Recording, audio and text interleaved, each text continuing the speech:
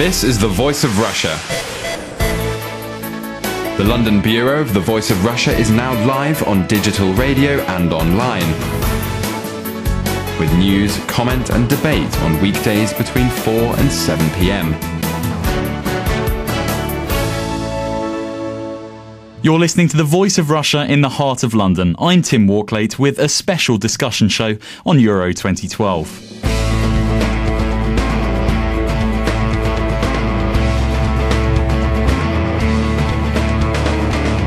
The group stage of the tournament has now been completed and the quarter-finals of the competition are now set, with the first of which to be played on Thursday. With 8 teams now vying for places in the semi-finals, the remaining sides are just beginning to scent Euro 2012 glory. Joining me in the studio is Sasha Gorionov, a blogger and journalist who's written for such publications as When Saturday Comes, Philippe Auclair, a football writer and broadcaster and the UK correspondent for France Football Magazine and RMC Radio, Matthew Barker, a freelance journalist who writes regularly about Italian football for publications including When Saturday Comes, GQ and 442. And on the phone, Alexei Yaroshevsky, Russia Today's bureau chief in Eastern Europe, and Ben Knight, sports correspondent for German news website thelocal.de. Gentlemen, thank you for coming. So, what a tournament we've seen so far. On Saturday in Group A, Russia somewhat prematurely bowed out of the competition, along with co-hosts Poland. The Russians lost 1-0 to Greece, while the Czech Republic put the Poles out, also with a 1-0 win. Sasha, bit of a deflated exit for Russia, wasn't it? Yeah, I think, obviously you had the typical case here of Greece scoring and getting one chance, scoring a goal and defending like mad. And I think Russia's problem has been the fact that they're a Zenit-style team, they're quite counter-attacking, which they can do so fluidly, but against the mass defence, they just ran out of ideas, and in the end it was desperate, just throw the kitchen sink at them. Zagoyev was unlucky with a header, but Russia completely lost shape in the second half when they had to chase the game. Alexei, I mean, was it really disappointing for you? I mean, you're out in Ukraine at the moment. I mean, was it really disappointing? It wasn't something I completely could not foresee, because I wrote about that several times on the internet, that basically we're experiencing the same problem as 10 years ago during the 2002 World Cup, when definitely the Russian team had so many aged players, veterans, and it needed a reshape. It needed some younger blood to play for the team. The same situation happened now, basically, and the fact that Russia fell out and did not qualify for the quarterfinals, rather unexpectedly for many, given the very good start in the tournament, it definitely signaled that we need a change, a complete change of the team. We need younger players, because players like Arshavin, like Shirokov, like Zaryanov, they will not be playing at the next Euro Championship. I don't think they will even play at the next World Cup in 2 years' time. But players like Zagoyev, like Kokorin, they are the future, and I would say that this future is quite bright. Certainly it was disappointing, especially given the fact that Russia could actually play Germany on the 22nd of June in a quarterfinal. This was quite a possibility. And any Russian would know what that means. On the 22nd of June, the Great Patriotic War started. Germany attacked Russia, Soviet Union back then. So if Russia played Germany, this would certainly been a great entertainment. But now this one happened, so definitely it's pretty much a disappointing thing for everyone. I guess let's not forget that we did also have Poland versus Russia on Day of Russia. I'm not sure if that went down particularly well. So, okay, well, in Group B, Germany's 2-1 victory over Denmark. That ensures that they are the only nation to still have 110% record and finish top. And Cristiano Ronaldo, his brace in Portugal's 2-1 win over Holland meant that his team progressed to the next round ahead of the Dutch and the Danes. The Czech Republic will now face Portugal on Thursday, while Greece and Germany play each other on Friday. So let's hear what Germany's coach Joachim Löw had to say the other day ahead of his team's game with Greece in the so-called debt derby. Zur politischen Situation denke ich, ja. Angela Merkel and the national team are on very good terms. We have reached an agreement where she doesn't interfere with my tactical instructions, and in return, I don't deal with her political agenda. As far as we are concerned, we are approaching a normal football contest, and that is the end of it. Und wir sehen das absolut sportlich. Here's Greece coach Fernando Santos a bit more seriously, saying that his team needs to be fully prepared for the game on Friday. You have to be prepared for any opponent. We know the strengths of the German football team, and we know we really have to be prepared. We respect German football, but we also know we have a chance. Ben, confidence is pretty high in Germany at the moment, isn't it? Yeah, everyone's very excited, but it's been a bit of a... obviously there's a sort of quiet confidence about the way the team's performing, and we've won every game, but there's been a lot of the press has been quite negative about the individual performances, and there's an idea that the German team hasn't really sparkled in the way it did 2 years ago or 4 years ago, and sort of this surprise element has gone out. And I noticed today that Thomas Müller sort of complained about the press quite vehemently in his press conference, and sort of said, "Why is everyone looking for these negative points, these mistakes that we're making? And in fact, we've won every game and we're really good." But and especially there's been criticism of people like Özil. He's not been as sparky as he normally is. So there's slightly. There's people are kind of a bit more sober atmosphere than there was in previous tournaments, I think. Record speaks for itself, 100% so far. Best team so far? Yes. I haven't been convinced by them. And I think people have got expectations of the German team which are completely unrealistic. I mean, they're presented as being this kind of all-singing, all-dancing 11. They're not. They're a counter-attacking, reactive team. They're not at all like Bayern Munich is in the Champions League, despite having 7 players in their starting 11. They're completely different. They're a team who, they were already like that in 2010, who are exceptionally good at hitting you and hurting you on the counter. When they have possession, they sometimes struggle a bit. And in fairness, they don't seek possession as much as, for example, Bayern does. And actually, it's a pattern that we've seen, I think, throughout the Euro. There are an awful lot of reactive teams and counter-attacking teams, and very few teams that look really at ease when they have the ball. So maybe that's why they're criticised back home.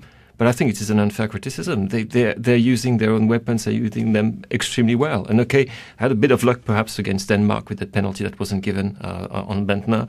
But apart from that, they've been, well, by far the class act in that group, which was, by the way, very disappointing in terms of the quality, the actual football. Not just Holland, Portugal as well.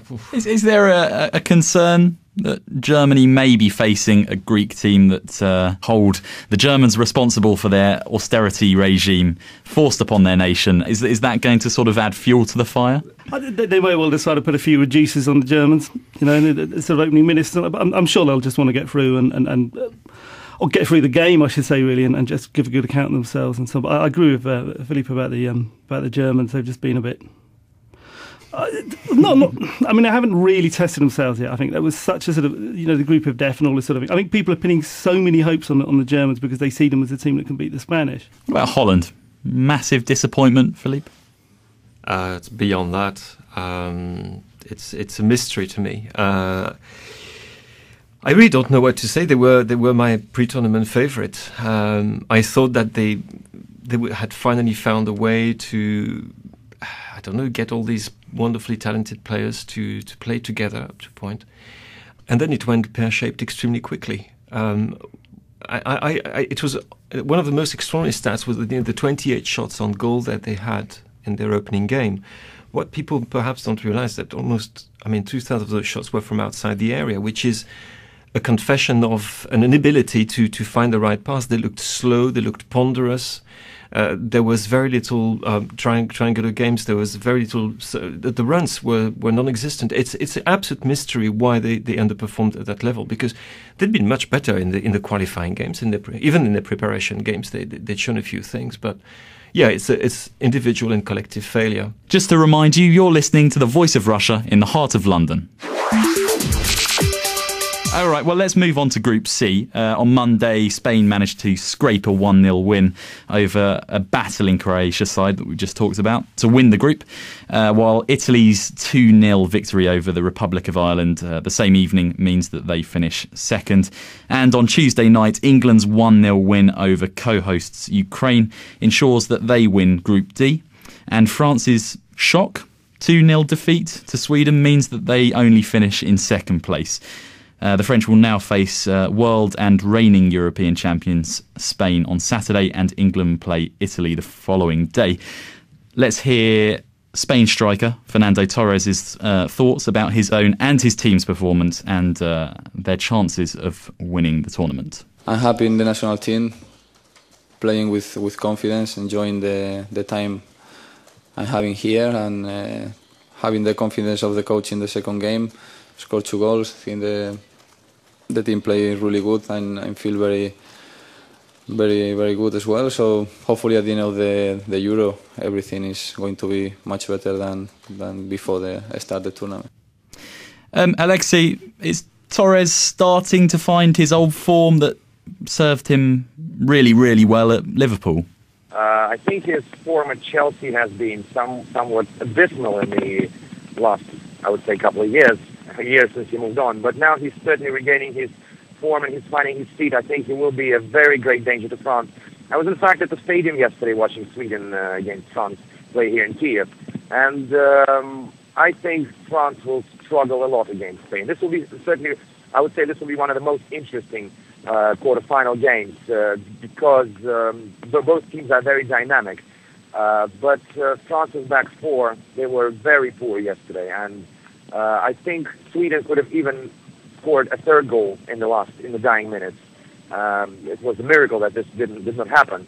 So I think Torres is the biggest threat to the French team, and possibly to a team which might face Spain in the semi-finals should they make it there.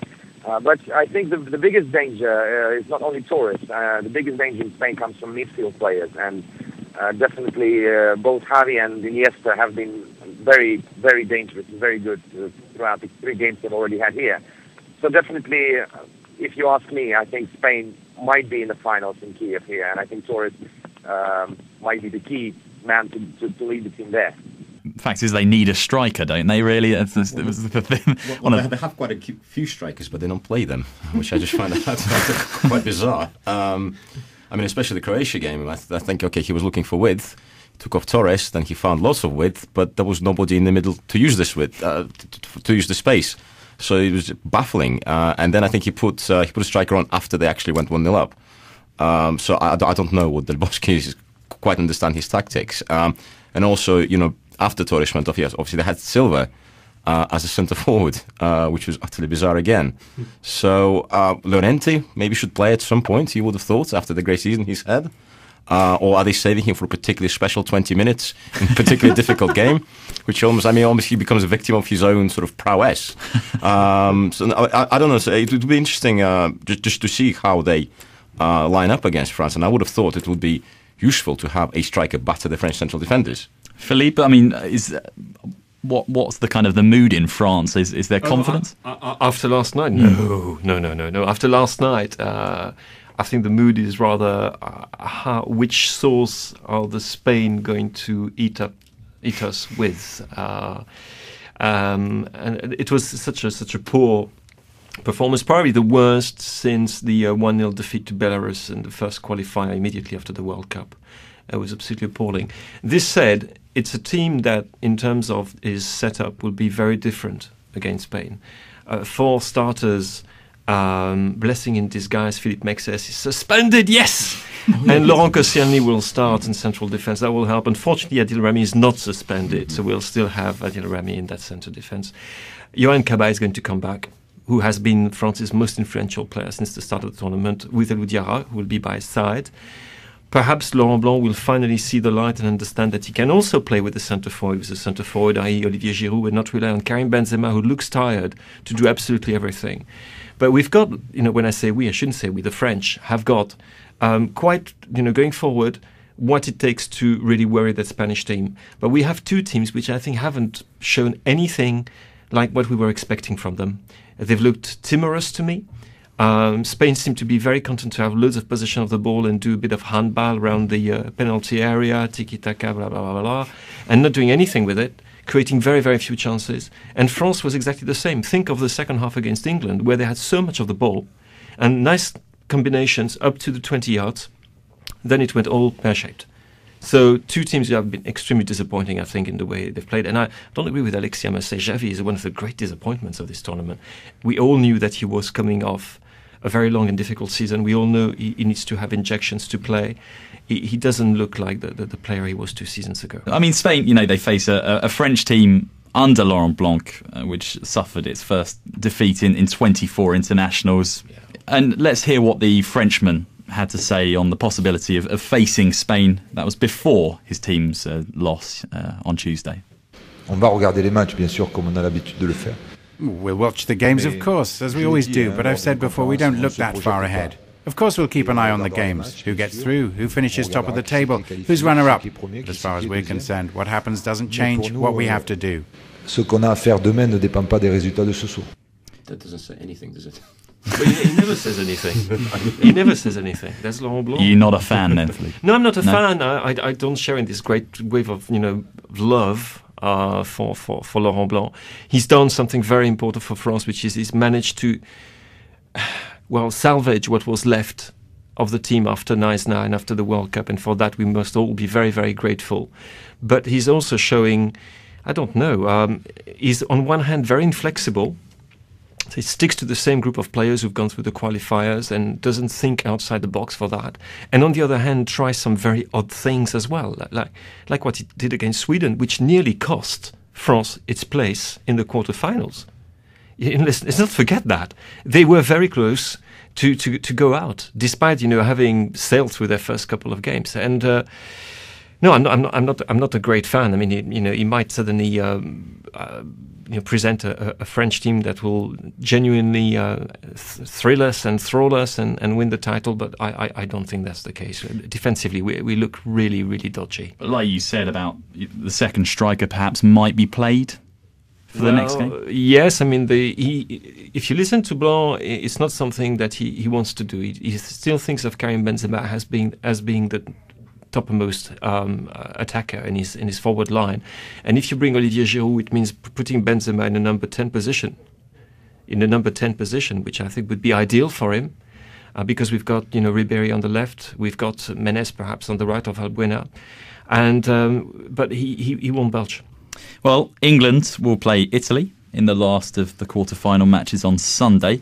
The English manager Roy Hodgson talked about his team's chances in the competition at a press conference the other day.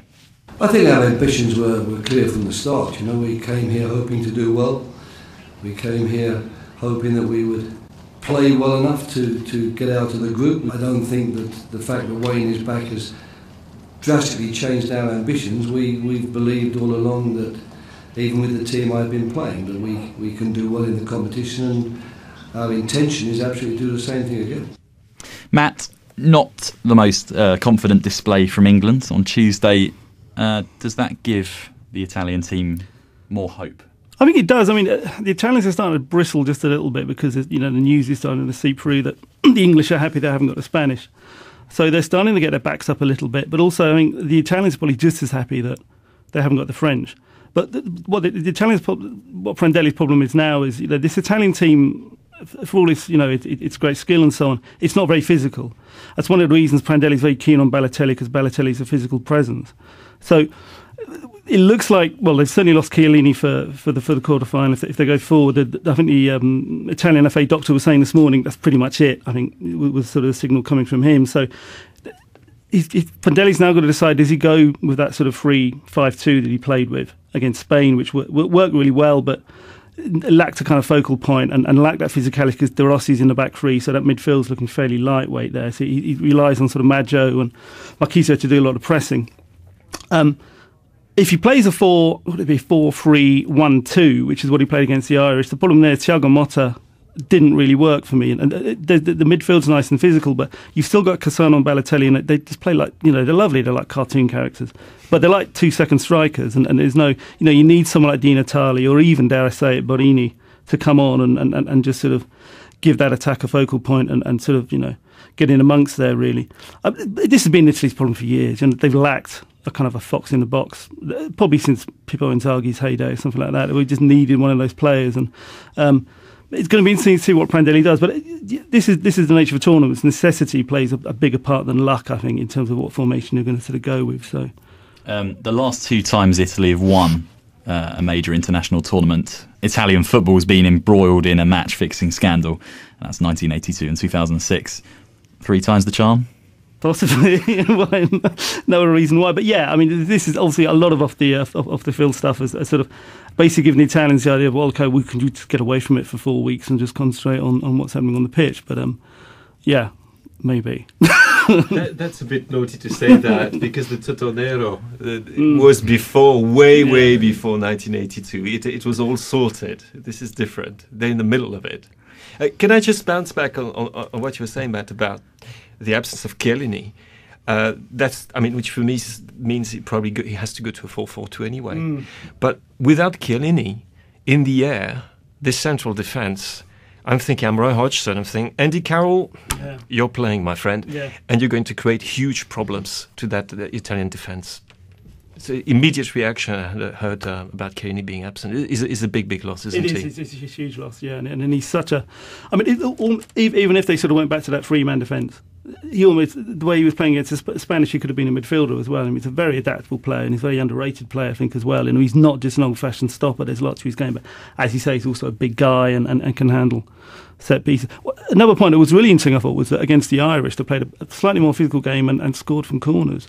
Both got some corners, which is sort of slightly unusual. But it is against the Irish. Yeah, sure. By far the worst team in the tournament. But I think that was, I'm not suggesting anything here, but I think that was, as a little testing ground for the England game, I think that was quite a good... they would have looked at the fact that England conceded a set piece against Sweden, and also another Messi set piece led to another goal as well, so they're not particularly confident in the back as well. Just to remind you, you're listening to The Voice of Russia in London, to a special discussion show on Euro 2012 with me, Tim Walklade. Joining me in the studio is Sasha Gorionov, a blogger and journalist who's written for such publications as When Saturday Comes, Philippe Auclair, a football writer and broadcaster and the UK correspondent for France Football Magazine and RMC Radio, Matthew Barker, a freelance journalist who writes regularly about Italian football for publications including When Saturday Comes, GQ and 442. And on the phone, Alexei Yaroshevsky, Russia Today's bureau chief in Eastern Europe, and Ben Knight, sports correspondent for German news website thelocal.de. Well, the goal line technology debate reared its, I don't know if it's an ugly head anymore, to be honest. Once again in the match against Ukraine, when Ukraine weren't awarded a goal after Marko Devic's shot clearly crossed the line before being scrambled away by John Terry. Ben, I'll bring you in because you're a journalist based in Germany, and we all know what happened 2 years ago. Is this kind of getting to the final straw? Yeah, I think so. I mean, it's a bit ridiculous that they brought in a referee whose only job is to see if the ball crossed the line or not, and he managed to mess it up. And it just seems like a kind of a damning verdict on Platini's plan. Philippe? If that can be called a plan, it's Luddite, I suppose. I don't know any other words. No, it's quite shocking, really. I mean, people will say, that it should have been offside anyway on that particular goal, which is true, by the way. But it's very embarrassing because the day before this happened, Platini was again saying the presence of the additional assistant referee means that we do not have to use goal line technology. So it's FIFA 1, UEFA 0, I'm afraid, in this particular fight. Okay, finally, let's go for some predictions. Who are your 4 teams to make it into the semi-finals? Matt? Germany, Portugal, Spain, Italy. That last one seemed to... There was a bit of pain there, I gathered. No. Strictly neutral, professional. As ever. Philippe? Oh, dear. Heavens above. Well, Germany. Spain. Without great enthusiasm, you can hear me. I think Czech Republic has got a good chance against Portugal. I think Portugal are overestimated because of their performance against an absolute rubbish Dutch side, which left in all the space they wanted in midfield. Won't be the same thing against the Czechs. The Czechs will be far more focused now. And for the last one, I will go strange enough for England, which was my bet from before the tournament, so I'll stick to it. I think they can do it. They are improving game by game. It's a minute improvement of something which is not great, but it's happening. And they seem to have a kind of spirit which I haven't seen any English side, but for donkey's years. Sasha? Yeah, I'm not really sure the Czechs will be able to deny the Portuguese much space. I mean, given how they performed against Russia, I think against a slightly classier side, they probably will struggle. So I will go for Portugal, Spain, Germany. And I think I'll go for Andy Carroll against Italy, given Italy's problems. And I just don't think also that Balotelli and Cassano necessarily have enough sort of movement and understanding between each other to actually trouble the England backline that much. Ben? Yeah, Germany and Spain probably won't have too many problems, and the other two games are quite close to call. I think Portugal will more likely to go through, except they're always in danger of, messing up spectacularly. And then the England-Italy game, I think, is going to be the most interesting. I think that England have looked really increasingly confident as in the second half against Sweden showed. And I think that they've got they've got at least a 50-50 chance, I think, against Italy. And Alexei? Well, the one game where I have very little doubts is the Czech Republic against Portugal. I think the Portuguese will have little problems against the Czechs. The Czechs, in fact, were I was unimpressed by the Czechs, especially in the first game against Russia. Very poor tactically, very poor defending, and I think the Portuguese will oust them easily. As for the Germany-Greece game, certainly the Germans, as to me, are clear favourites to go through, but as we already know that Greece can pull a surprise, and we can expect anything in that game.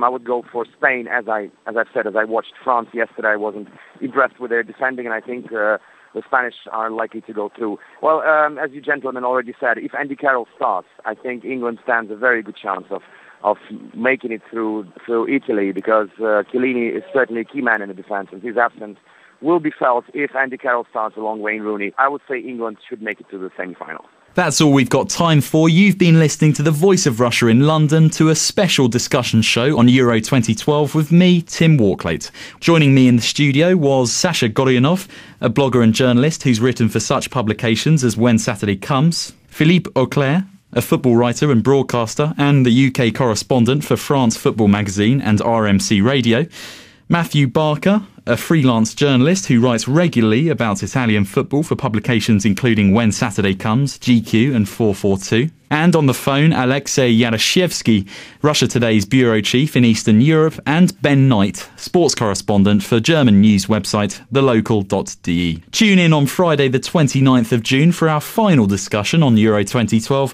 which will review all of the games and look ahead to the final of the competition. But for now, goodbye.